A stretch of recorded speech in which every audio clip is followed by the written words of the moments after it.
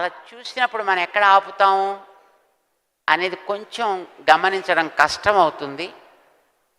అందుకోసమని ఈ చిన్నది కనుక మన చేతిలో ఉన్నట్టయితే మనం అందరం చక్కగా కలిపి చదవటానికి అవకాశం ఏర్పడుతుంది. అందరి చేతుల్లో చాలా వరకు చూసాం మేము. అందరూ చాలా గ్రంథాల చేతిలో పట్టుకున్నట్టుగా అనిపిస్తోంది. పారాయణని మనం చేద్దాం. కంఠస్థం వచ్చిన వాళ్ళకైతే పెద్ద ప్రాబ్లం ఏం లేదు. కానీ వచ్చిన వాళ్ళకైనా ఎక్కడ ఆపుతున్నామో తెలియడం అవసరం కనుక పుస్తకం చేతిలో ఉండడం,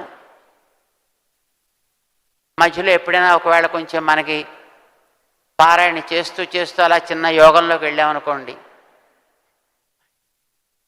మళ్ళీ ఎక్కడ ఆపారో ఎక్కడ క్యాచ్ చేయాలో తెలియడానికైనా అవకాశం ఉంటుంది. అందుకోసం చక్కగా పుస్తకాలను తీసుకోండి. ఈ 3 గద్యలని రామానుజాచార్య స్వామివారు శ్రీరంగ క్షేత్రానికి చేరిన మొదటి రోజుల్లో వారు రచించిన గ్రంథాలు ఇవి.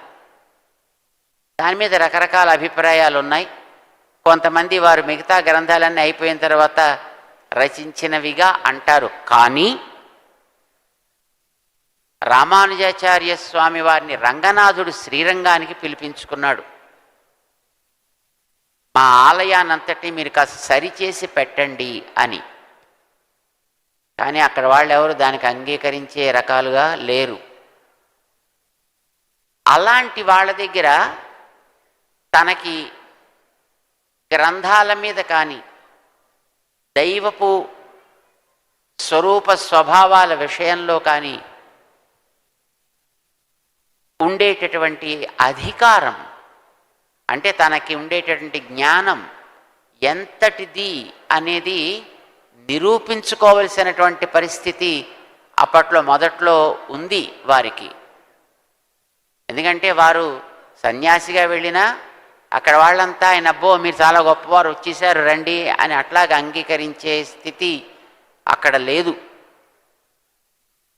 మొదట్లో వారు శ్రీరంగం వచ్చినప్పుడు వారి ఆచార్యులుగా ఉండేటువంటి మహాపూర్ణుల వారు, ఆలయంలో పెద్దలుగా ఉండేటటువంటి కొందరు మహానుభావులు రామానుజుల వారిని అంగీకరించారు. రాగానే వారికి మీరు ఉభయ విభూతి నాథులు అనేటటువంటి ఒక మర్యాదను కూడా ఇచ్చారు. కానీ మిగతావేవి అక్కడ వారి చేతికి అందలేదు చాలా కాలం దాకా.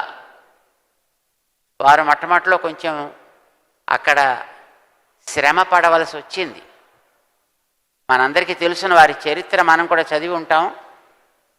వారికి అక్కడ కొన్ని సంస్కరణలు చెయ్యాలి అని అనుకున్నప్పుడు వారికి పెరుమాళ్ళ తీర్థంలో విషం పెట్టి, వారికి సమర్పించే భిక్ష ప్రసాదంలో కూడా విషం పెట్టి ఇలాగ చేసిన ప్రయత్నాలు కూడా కొన్ని ఉన్నాయి.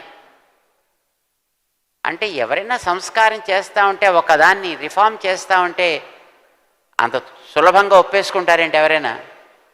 ఎవరు ఒప్పుకోరు. ఆ వేళ కూడా అలాగే ఒప్పుకోలేదు. ఆ విషయాల్లో వారు చాలా కాలం ఎదురు చూడవలసి వచ్చింది.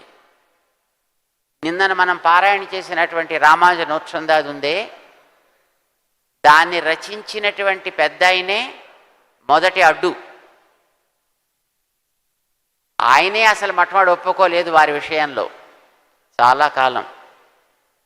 వారు ఒప్పుకుని రామానుజుల వారి యొక్క వైభవాన్ని తెలుసుకుని, రామానుజుల వారికి వారు మానసికంగా వారి బుద్ధిపూర్వకంగా దాసులము అని అనుకున్న తర్వాత అప్పుడు మార్పులు ప్రారంభమయ్యాయి ఆలయాల్లో, శ్రీరంగ క్షేత్రంలో. రామానుజుల వారు అప్పుడు తమ యొక్క భగవద్విషయంలో ఉండే శ్రద్ధని చూపించాల్సిన ఒక సన్నివేశం, అందమైన సన్నివేశం. అది ఫాల్గుణ మాసంలో పూర్ణిమ నాడు శ్రీరంగనాథుడు రంగనాయకి అమ్మవారి సన్నిధికి చేరే ఒక సన్నివేశం వస్తుంది. అమ్మవారి యొక్క పుట్టినరోజు వస్తుంది ఫాల్గుణ మాసపు పూర్ణిమ నాడు. ఆ పుట్టినరోజులో రంగనాథుడు అమ్మవారి యొక్క సన్నిధికి వెళ్ళి అమ్మవారిని విష్ చేసి అమ్మవారితో పాటు ఒక పూటంతా అక్కడ ఉంటాడు ఆయన. ఏడాదిలో ఆ ఒక్క పూటే అమ్మవారి దగ్గర ఆయన ఉండేటటువంటి సమయం. ఆ సందర్భంలో ఇరువురు